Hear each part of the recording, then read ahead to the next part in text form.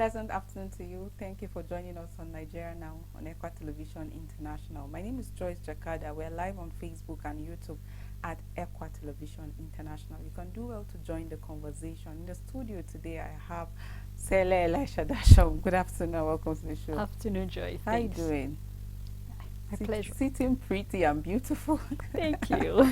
All right, let's go into the discussion. Nigeria Now. Like some people will say, I'm tired of this country. I want to japa and all of that. Like, but the truth is that we cannot be pessimist, and then we cannot anchor our feelings, our emotion on things that didn't work out. But rather, let's see the greatness that is in our dear country and look out for ways and means that things are going to work again, because Nigeria is a great country. Together, I think when all efforts and all hands are being put on deck, we can make the change that we actually desire. The situation can be really sad, it can be really discouraging, especially when you go out there to vote for people that are expected to represent you, people that are expected to actually make sure that you enjoy the dividends of democracy, and at least look at the welfare of Nigerians in general. When you see them going over there after electing them and then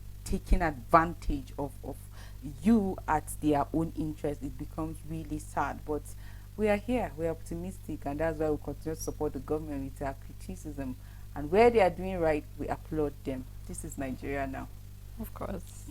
Let's go into the issue of the day. President Bola Ahmed Tinubu has appointed 8 special advisors, and a lot of people were actually expecting that, because earlier on he requested to actually appoint about 20 special advisors. That was actually approved, and we saw how that yesterday, day before yesterday, he actually appointed 8, one of which is the former chairman of EFCC, talking about Nuhu Ribadu, as advisor on security. Again, former Lagos Commissioner of Information, Dele Alake, has been appointed too as advisor on special duties, communications and strategies. And then Wale Edun, a former Lagos Commissioner, also was appointed as advisor on monetary policies. Mr. Yehu Darazo was also appointed as advisor political and intergovernmental affairs.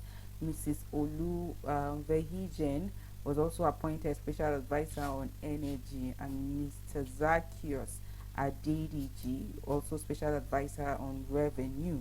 Mr. John Ugochukwu, special advisor on industry, trade and investments, and Dr. Mrs. Salma Ibrahim Anas, special advisor on health. What do you make of these 8 appointments? You know, of course, we know that he cannot actually run that office without having special advisors in various, looking at various sectors. Of course, I remember clearly when he was, just like you rightly stated, he is going to appoint about 20 special advisors. And we've heard Nigerians complain of the fact that we are talking about cutting the cost of governance, and then we're having 20 special advisors. What would these 20 special advisors be doing? Definitely, they might be having their own aides, and they'll be looking at, wouldn't they be paid, salaries and all of that. But of course, we know that the president needs, eyes in all of these sectors, people who advise him on various responsibilities. And just like you took your time to actually read some of this responsibility that will be given, especially that we have the former EFCC chairman who will be his special advisor on security. Of course, we will be looking at people with capacity, people with integrity, because at a point where Nigeria is suffering from a lot of a lot of things are going down, definitely we need special advisors that are actually men and women of integrity that will actually help the president to see deep into what is expected. And so I'm excited at a time like this that he has given this, just like we've seen even on the papers, Nigerians are calling him Baba Go Fast. He's been taking various responsibility, moving very swift from the removal of the fuel subsidy, and we saw that part of the things he said he will be looking at, he mentioned agriculture, security, education, the economy as a whole. And no wonder during the NEC meeting he was actually trying to, he was talking to all the taxis governors and then other people that were present, the likes of the CBN, and also even looking at the EFCC, where they can put their hands together and making sure that this country move forward. So I think at the time like this is very important, because we cannot push aside the fact that already they are still waiting for the president to actually give the go-ahead for ministerial appointment. And I think it's very important that we have men and women of integrity as well in this space, because we cannot push aside various sectors without looking at the minister that are heading these various sectors at a time like this, where we need men of integrity, where we need people that will not come out with excuses. We could recall the past administration. We saw the likes of Kiyamu coming out to say that he was more like a rubber stamp minister, because he wasn't given, the opportunity to do what he's supposed to do as a minister of labor in the state level. And then so we are looking up to people, men and women, that won't come out with excuses, because it's part of the thing that the president said. There's no excuse, because if you have promised Nigerians that you can deliver, then Nigerians are expecting you to actually deliver, not give us reasons why you're unable to do one or two things. You are aware of the problem that was there before you accepted that appointment or that responsibility. So we are hoping to see that, apart from the fact that yes, an appointment has been made, especially in regards to special advisors, but then we're hoping to see that they move very fast as the president is moving, to bring out so many things. Like we've seen arrests making, probe is being taken place by various people who have been arrested. So we're hoping to see more, just like we said, more appointments will be made at the end of the day. But my heart desires that the integrity of this country will be the lead at the end of the day, because a lot of things are not going right. So we need to fix this country back on track to be able to, restore back the dignity of Nigeria the way it was then, and even much more better than it is. One thing that is worthy to note is the fact that this appointment is with immediate effect. And when you check some of these advisors, from security to government, governmental affairs, monetary policies, energy, revenue, industry, trade, and investment, put all this together, if work is to be done and to be done swiftly, then Nigerians are going to begin to feel the impact of the government. And like we will always maintain, the primary responsibility of the government is to ensure, beyond the securing of lives and property, improve the welfare of its citizens, among many other things. This is what Nigerians are after. They want to feel the impact of governance, beyond appointment, beyond talking about policies, coming up with policies. Who are the people that at the end of the day will be beneficiaries of all of these? We've had in time past how policies are being made that are supposed to be beneficial to the poorest of the poor, the average Nigerians, but at the end of the day, you see people take advantage of their positions to accumulate wealth for themselves at the detriment of millions of Nigerians that are living within poverty range. So we hope that these appointees, like you said earlier on, the president, we don't expect that he's going to do everything by himself, even though he has the executive power, but then he will need people, he will need eyes in all of those sectors that will continuously advise him. And also we hope they move swiftly to work, and not just work, but let's see actions. Let's see the lives of Nigerians improving. As it is right now, the security situation in Nigeria is not good, because kidnapping activities of bandits, Boko Haram, and all of that has existed for over a decade right now. These are things that we hear in fact on other countries, but today it's living with us. When you want to travel, it's no longer, oh, you traveling for pleasure, but you taking risks. People will tell you, oh, you want to embark on a journey with how Nigerian routes are and all of that. So let's see that the security advisor is actually doing his job. Let's see that the advisor on monetary policy is actually doing his job, so that at the end of the day, impact is going to be felt. Congratulations to all of them. What we hope to see is to see work being done, and we can only see that when the impact is felt by the common man.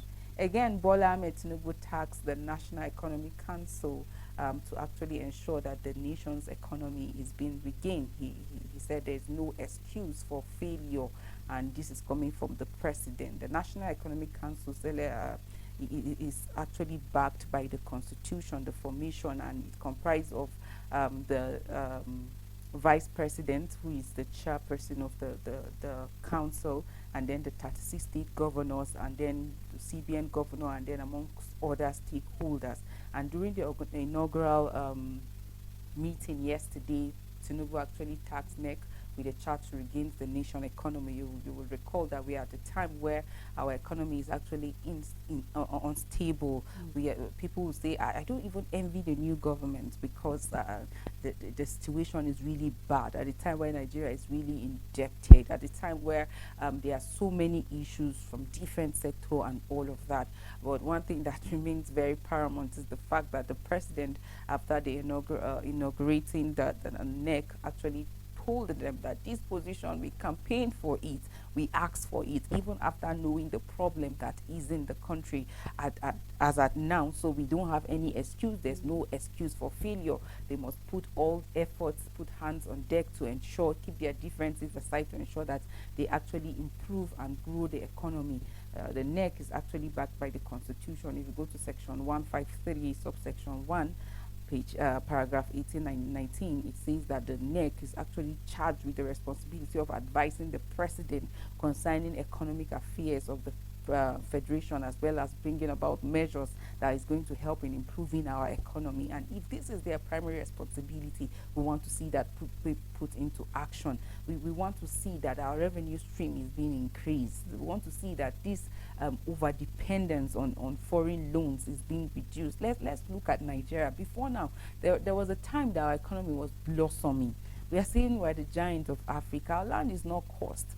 Is less. When it comes to agriculture, we are doing great. But what is the problem right now? One of the challenges is the issue of security. As we speak right now, in some villages, some of the farmers cannot even go to their farms. Even when you attempt to go, it's either you're killed there or you are being kidnapped and all of that. There was a time that we discussed on this platform how that some farmers were forced to pay ransom before they need to pay before they harvest somewhere in Zamfara and all of that. And this is uncalled for. This is a terrible situation. In fact, transporting of some of these farm products from the villages, rural areas down to the market is another challenge. When it comes to road, the state of our roads still habitated and all of that. So we need to see that this NEC, they are expected to meet monthly, and then we expect that that they come up with strategies that are going to help in improving our economy. I was happy hearing the president talking about the fact that they need to do a lot in terms of growing the economy. He said the tax is actually enormous, but because they saw it, they actually campaigned for it. If you listen to some of the manifestos by not just the governors, but even the presidential candidates, everybody give beautiful presentation trying to say, I can do it, I can do it. People were even raising concern, how do you hope to remove Nigeria at this state? Your own state, with all the debt, with all the situation, how do you think you'll be able to? Everybody gave answers. This is the time to work. There is no excuse. It is only for measures to be put in place, strategies to be brought up so that things are actually going to be better for Nigerians, and that is what we hope to see. You know, Joyce, we're looking at what the president said and in regards to the meeting he had with the NEC. Of course, if we are going to look at the economy, it's really important that we look at, just like you said, we were the giant of Africa, but something went wrong. Apart from the fact that we're looking at corruption that have eaten deep into, the Nigerian system, we're looking at where past leaders will actually, give some package for themselves even before waiting for retirement. We saw that on the paper, like the likes of the EFCC chairman that had about a severance package for himself. These were part of the things that were being discovered while interrogation is still going on. So if we're looking at the economy, a lot needs to be done. And, it's high time that the Nigerian government, Nigeria as a whole, begin to look outside the box. It's high time we stop always looking at oil and oil and oil. Just like you said, Nigeria is blessed. What happened to the gold we have? There was a time that gold was discovered in Zafra. What happened to that? What happened to some of the natural resources? There's no state in Nigeria, Joyce, that do not have one resource or the other. But what are we doing about that? There was a time where we saw that we're going to move into looking at a cashew nut, exporting it. What happened to the cocoa farming back then? What happened to our palm oil, So it's high time we begin to think wide. And I think this is what the president wanted NEC to look into, just like you said. There's no time for excuses whatsoever. You were aware of some of these challenges before you told Nigerians to elect you into office, and they believe in you. They believe in your mandate. I clearly remember during the campaign they were having, I said Nigerians right now are wiser than they were before, and they have documented some of these manifestos. So when you go outside, they begin to remind you and say, you said you're going to do this and this, and we are not seeing that happening. Of course, they are dead. You are aware of that before you said you wanted to be the governor. So that means you had plans on what you intend to do to make your state blossom. We remember the past, the former president, where he said some of these governors, the money being given to them to even take care of the civil servant, they use it for a project that is not supposed to be. So we are hoping to see that, yes, no excuses whatsoever, but what are the leaders willing to do? And I think beyond the leader, we also have to look at as Nigerians, what can we do to support them to be able to actualize some of this plan? It's high time we stop having so much expectation and not willing to put the work. It's one thing for you to say, I will do it, but then we want you to walk the talk at the end of the day, because talk is cheap. And Nigerians are tired of some of these mouth services. Right now, they want to see you walking it, and then we know, okay, truly, this leader is ready to serve. So we hope to see, just like we said, this meeting is monthly, so we hope that they keep reminding themselves always what they need to do in security, what it's like in transport, what it's like in agriculture, and all of this sector, what it's like, and how can we now, begin to put the work and then make sure that things move as expected. Stella, from the inauguration of the President Bola Ahmed Tinubu, there have been a lot of promises. Something you would liken to his campaign promise, renewed hope. Like he has said a lot of things that for some people, oh, this is beautiful if this is what you intend. And the past 15 days, Nigerians have seen some of the decisions that he has actually taken. And he said yesterday that his administration will address issues that devalue the lives of Nigerians. Like, we can't deny the fact that a lot of Nigerians are living in devaluation. It's not just our naira that devalued, but even the lives of some Nigerians. People can barely feed on 3 square meal. And the president yesterday said his administration will address the issues that devalue the lives of Nigerians. And he said some of the focus that they're going to be looking into is the security sector, economy. He's going to be providing jobs, agriculture, infrastructure. He's going to be looking at the monetary policies, and also fuel subsidy.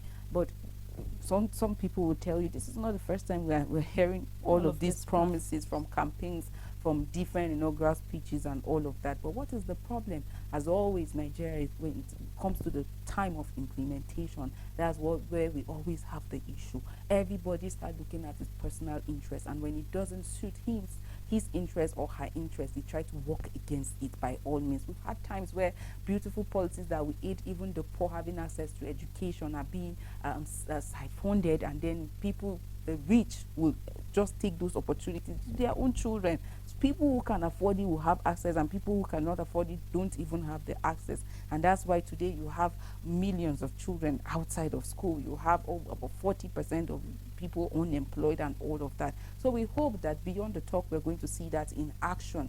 And as regards the issue of fuel subsidy removal, you recall that on 29th of May, during the inauguration of President Bola Ahmed Tinubu, he said fuel subsidy is gone. And since then, Nigerians have begun to feel the impact. Some fuel stations started hoarding, even though as at now we have fuel almost everywhere. The problem is the fact that the price has increased by almost 200%, not just 100%. So, and this has also ripple effects on our goods and our services as well. So we hope that something is going to be done real good so that it will cushion the effect. And it is in line with that President Bola Ahmed Tinubu actually said there is need to concretize intervention plans to mitigate the effect of petrol subsidy. And he charged the NEC to ensure that they do something to cushion the effect on Nigerians. And well, yesterday they said they are considering 702 billion naira allowances for workers, and that generated a lot of reaction. And I know this is a recommendation according to NEC. It is recommendation that came from the National Salaries, Income and Wages Commission, that they should pay, NEC should consider paying 702 billion naira as intervention plans to cushion the effect of fuel subsidy removal on workers, on civil servants. So like I said earlier on, people have reacted to that, saying, oh, if you're providing this for workers, what about people that are not civil servants? What happens to them? Because they also go out.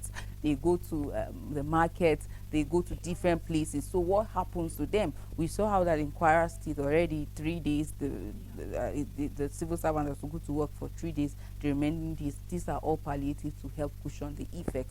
And this National Salaries, Income and Wages Commission are also recommending that there should be 23 billion naira or 25 billion naira monthly offer to cushion the effect on workers. So people have reacted to that, saying that, oh, what about us that are not civil servants and all of that? I don't know your take on that very, very quickly. Of course, you know, it just took me back to some of the calls we had, especially during dailies. And then a lot of people, just like the concern you were raising, people were like, okay, if you're talking about the 702.9, so we're going to round it up, it will be like 703 billion naira, you know, living allowance. Now, what about those who are not working? What about those in private, you know, sectors and all of that? But one thing, of course, I believe that the government is having all of these people in mind, but maybe, just maybe, they're trying to consider the civil servants for a start. Because from the way this whole thing is looking, it's as if they are the first people that will be considered.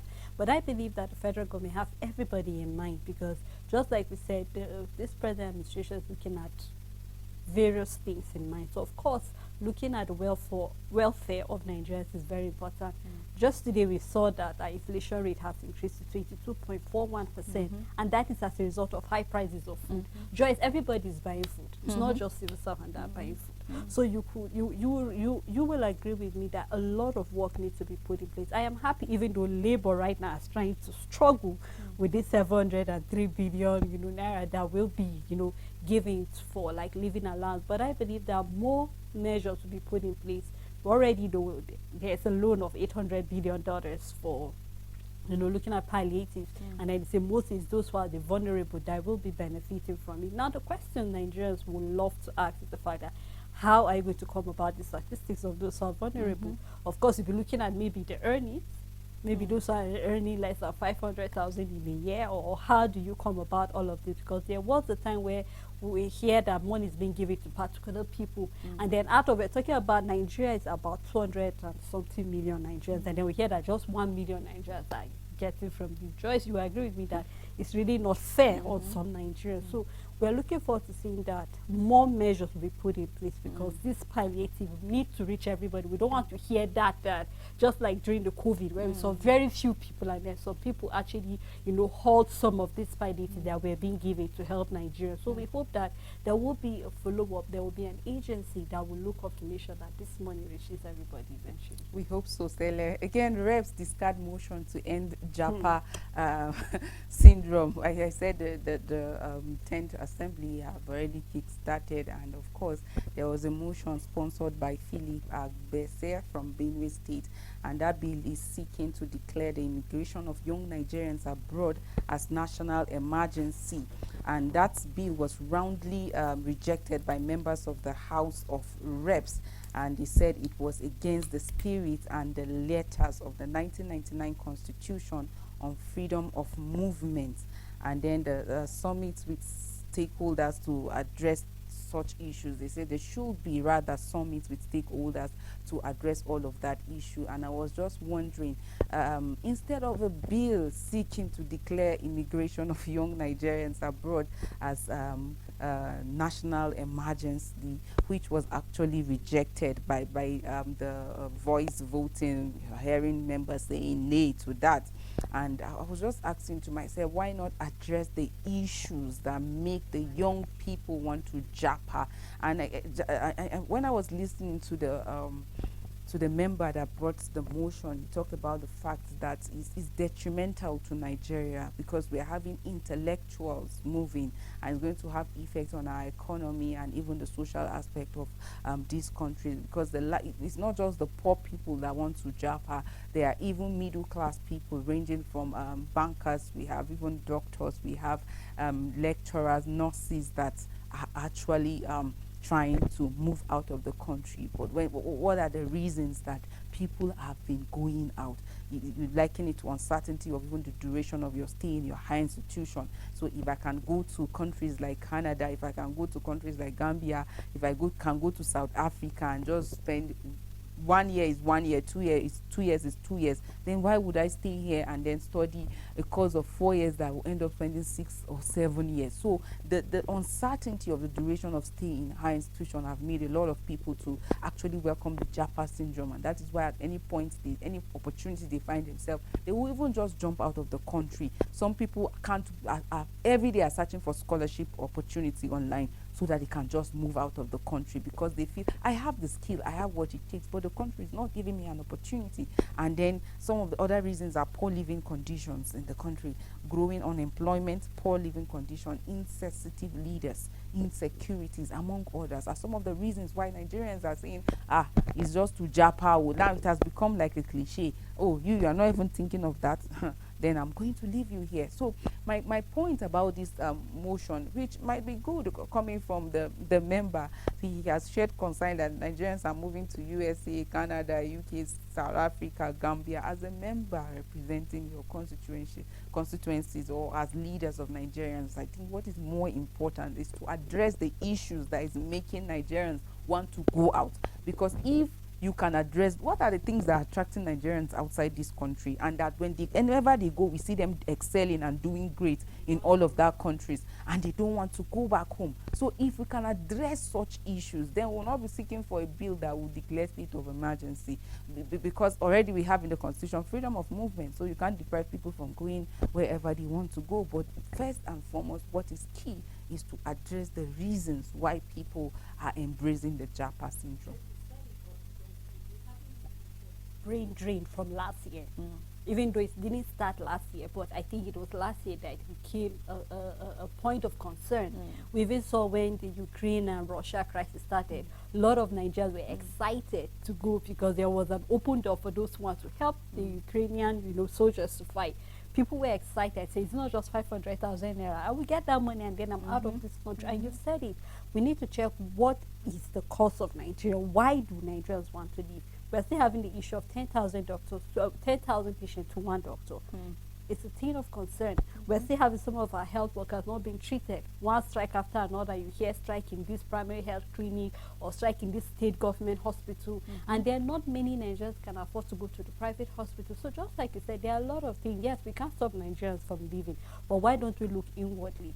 Just recently, I think, was it on Tuesday or so, on the paper, we saw about 45,000, human trafficking, talking about women in Gambia alone. And we had callers calling in to say that we even have Nigerians in Ghana, doing what? Prostitution. Why? Because they're trying to leave Nigeria, looking for a greener pasture. But it's always not green from where you stand. Until you get there, you realize that a lot of things are not working right. And just like you said, this member have a right to raise a concern, but we hope that we look into the issue itself, and then when we do that, things will fall in place. Thank you so much, Sele, for doing this with me. Our time is pleasure. actually fast spent. Great analysis Thank as you. always.